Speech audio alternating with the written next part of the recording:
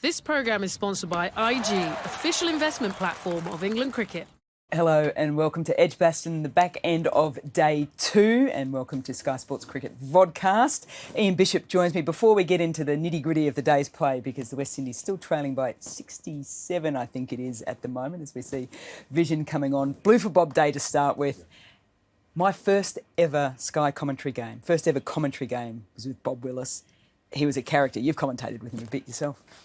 Yeah, I did. And, you know, I found him a fascinating person and personality because, you know, I grew up watching some of those videos of like Ashes matchups and stuff. And he seemed one of those guys, as so many were back in the day, very emotionless when they took wickets. Yeah.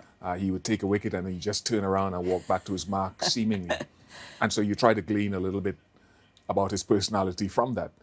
And then we worked a couple of stints, a couple of tournaments broadcasting in the Caribbean, and I think a Champions Trophy somewhere in India.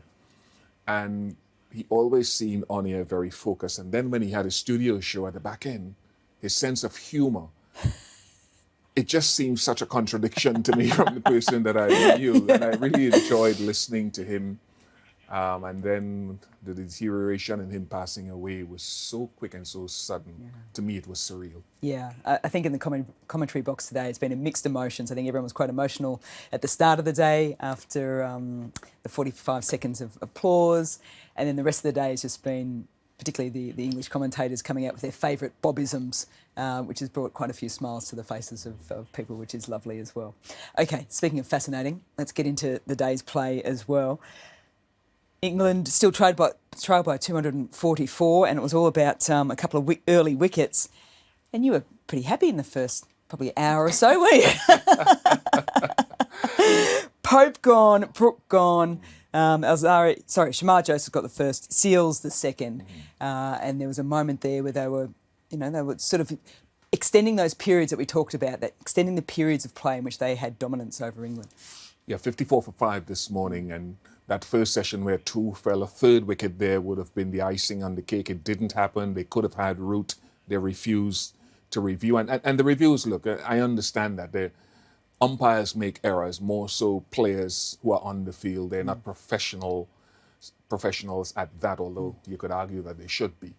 But there was that brief time there. But great credit to Stokes and to Root, who looked the business and took the initiative away. And then Smith came in and did what he did with Chris Woakes. And that, to me, has been the way the series has gone in terms of the West Indies learning that in Test match cricket, which is what we're talking about here, you have to be excellent for longer periods of time if you want to stay ahead of the good teams. Yep, and Joe Root shows that in just bucket loads, doesn't he? So they didn't go with the LBW. He was on 3 at the time. I think it cost 84 runs as he was out for 87, sort of motoring away on his way to his 33rd 100. But the way in which he approached the wicket, which we've spoken about quite a bit, looked like a great wicket, but it was slow. Yeah. And just his ability to let the ball come, give the full face, not go through with attacking shots while he got himself in.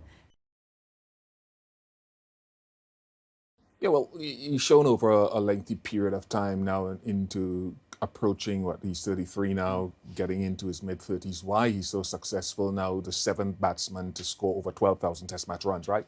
And with that is the experience of scoring runs across conditions and across situations where sometimes your attacking nature will be the difference and a winning moment, or your defensive ability and capability will be the thing that stands out. And that's why I would term him one of the complete batters in this format, where you have the young tyros who are coming in and who are going hard at the ball, as Crawley did, as Duckett did, as Harry Brook did. Yeah. But Root showed that technical excellence on this surface was what was required to get things going. We just got off air and we're talking about the positives of a West Indies tour, where they're going to come away losing the first 2 and sort of handing back the trophy. But Modi's got Root twice in the first test and now this innings as well. So it's little moments like that that the West Indies can actually say, for an inexperienced team, there's been some really good moments.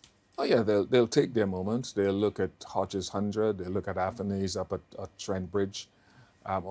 Moti could have been better today, but he's gotten the big guy out on a couple of occasions. You have to give him a bye because he was ill throughout the last Test match. Jaden Seals, I think, stands out for me with his wicket taking. So there's a lot of learning, but they have to learn quickly, unfortunately, because when you're playing the top teams, there's little margin for error. And to be fair, when England come to the Caribbean, they struggle to win. They've struggled to win in the Caribbean for a long time. Yep. So you have to see both sides of the story. Yep. Are you a Sound of Music man, the movie? Do you know it, The Sound of Music? The musical? Yeah. I've seen it here and there. Okay, so there's a song in there, How Do You Solve a Problem Like Maria? Right. How do you solve a problem like Alzari Joseph, who is so talented, can get you big wickets, yet leaks runs? I think it's a challenge. My thing is to really what's his priority? What's the West Indies' priority for him? Right, he's all formats, which is not too dissimilar from, let's say, Pat Cummins, for example, Mitchell Stark, who had managed his T20 franchise. Alzari plays a lot of franchise cricket when the opportunity provides, T20 internationals, 50 over, and Test match cricket. And I think that's managing how and when he operates there impacts one format into the other. Yep. So it is clear to me now that he struggles sometimes with the transition of patience from white ball to red ball. It takes him a while, and you've got to give him gaps. So the West Indies have to continue managing his workload, decide which I would say 2 formats specifically are his in the next 3 or 4 years, and target towards that. Otherwise, we risk him being a jack of all trades and master of none. Yeah. So it was Root and Stokes, the second hour of the first session, sort of navigated that beautifully, got into the second session. Root, as we mentioned, 87 runs, passes 12,000 runs, which he'll probably go, at the moment while he's playing, it's just another run. It's no difference to 11,999. But once he's retired and sat back, he'll look back on that moment here today and say, it's pretty impressive. I'm pretty proud of myself. And so it should be. Absolutely. But just, when is that time going to come? Because he seems to me to be very driven. And he's 33, so he could easily He's got play... time. And he still looks as if he's almost getting better. Hungry. Yeah. Yes, hungry and always looking to improve. So who knows where he can end up. He's been excellent. He had a few years ago that little experience where he was getting to 50s and not getting 100s. He got through that for about a year and a half, 2 years, or however long it was, and has gone up to another level. So I think we are very fortunate to be watching perhaps one of the guys who would be considered one of the modern greats. Yeah, so we're watching a modern great. Yeah. We might be watching the start of a pretty impressive career too, because Jamie Smith with the bat, the power that this young guy has. He hit the ball out of Lords over the Tavern Pavilion in the first test. Now he's hit one onto the roof of the Hollies and was so close. I think there was an audible gasp in the commentary box and from the crowd too as he departed for 95. But you love a wicketkeeper batter in that middle there that can just shift the game. I go back to having an Adam Gilchrist in your team who can face the new ball. He bats 4 for Surrey, so he knows the new ball. He batted with Root for a little bit. It's an exciting prospect, you'd say. Disappointed you haven't put Elisa Healy at her very best wicketkeeper batter. No, I think we've seen that pull shot there from the time we saw it at Lords. Is a pet shot of his, and I'm sure something that has brought him a lot of runs. He's done what was asked of him in this series, along with Gus Atkinson. A tougher test lie ahead, but he's shown he has the composure, he's shown he has the shots, and he has different gears to his game that we hope to see him continue to evolve in matchups later on. When you played at home, did you perform well? Because Chris Wokes certainly enjoys playing at home, doesn't he? Runs, gets the wicket at the back end of the day. And I wonder how he feels about that, in the sense that from my own personal thing, I wanted to be able to perform across the board. So I think it'll be interesting to hear his thoughts on how people are framing the narrative about his career and what the numbers are telling us. Yeah. But he's gotten better. He's gotten better in the absence of Broad, now in the absence of Anderson. He's gotten better throughout the series and has helped to take the team to a critical series win.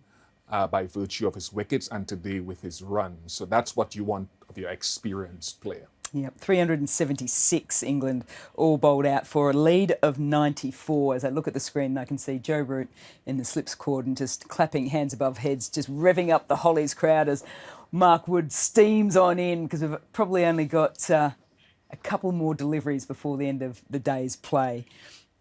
And you sort of cast your mind back to Trentbridge, don't you? The West Indies had that period of play to try and navigate their way through a fired up England, and out they come, and it was Brathwaite that departed first. And it was, again, we look at those positives, it was probably one of the first times they really didn't get a start, Brathwaite and Louis.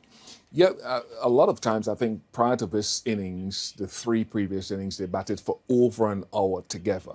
So there was a synergy starting to develop there. It was good that Brathwaite got a couple of scores at Trent Bridge, just a half century here in the first inning, because he was putting himself under a lot of pressure, even as leader of the team. But he'll be disappointed that he didn't quite get his feet moving today and was leaving deliveries, and you could see his off stump, and then to get his off stump knocked again today would have disappointed him. So still work to do as he continues to lead and develop his own game and the team. And you could almost feel the nervousness, I think, from a Kirk McKenzie coming out with a poor series under his belt already, having to face Wokes and Atkinson. And we were on air at the time, and it was that whole discussion about how he finds a way to leave that ball outside off. Yeah, he's a guy that likes the ball coming on to the bat and not too much sideways, right? So he's had a couple of scores, a 15 Australia and I think a 40. But he's still learning about conditions globally on the job, which is always tough for a kid who's 23 years of age trying to learn his game at that level. And England is particularly challenging in that respect. So in the Caribbean, we've got to do even better about developing these young players and making sure they are test match ready across conditions, or to it's as close as we can get them when guys like McKenzie come into international. Bob Dylan is an ambassador for Blue for Bob, and Mike Atherton and Mark Butcher went through a session trying to just sort of slip in song titles into the commentary. If you've got a Bob Dylan song, are you a Bob Dylan fan, Bish? I'm going to say no. I'm not a big... No. Okay, we'll leave that to Butch and Athers for day 3. That is the end of day 2 here at Edgbaston. The West Indies are 33 for 2, still trailing by 61 runs. So they've got a challenge ahead of themselves tomorrow at the start of the day's play. So cast your mind forward just for a second here, Bish. That first session is so important, isn't it? Just in the whole context, I think you expect the ball to do something tomorrow morning, but the West Indies, what they need is for someone of their batters to score 100. I think that's the simplest outcome for them. Somebody get 100, they'll be some way ahead, and I don't mean to simplify that much, but they need that. Or a couple of guys getting into the 80s, getting good half centuries in order to stand a chance. Yeah, well, if Louis, Athenaeus or even Hodge get into the 80s or the 101, it'll be exceptionally entertaining, and I think the crowd will certainly like that. But it's all over to day 3. We'll catch you there. Bish, thank you so much. Lovely and blue as always. We'll see you tomorrow.